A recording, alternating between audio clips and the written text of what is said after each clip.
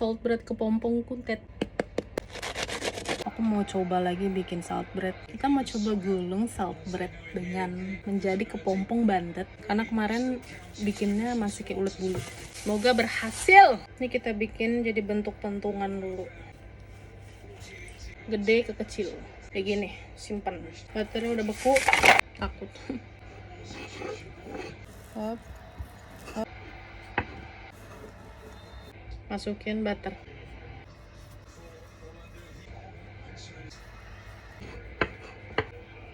Cukup bantet? Lumayan lah ya. Lumayan bulat. Iya. Bantet kan? Lucu ya? Istirahatin dulu. Hop. Udah istirahat 1,5 jam. Kita lihat. Gondut. Si garam.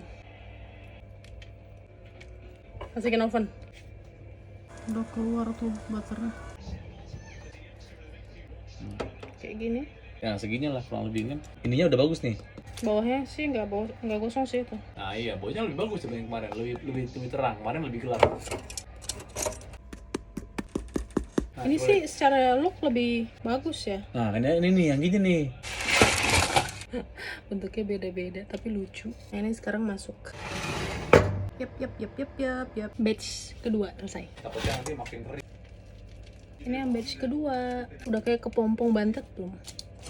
Ini salt breadnya dengan bentuk yang aku coba latih. Bentuk kepompong bantet.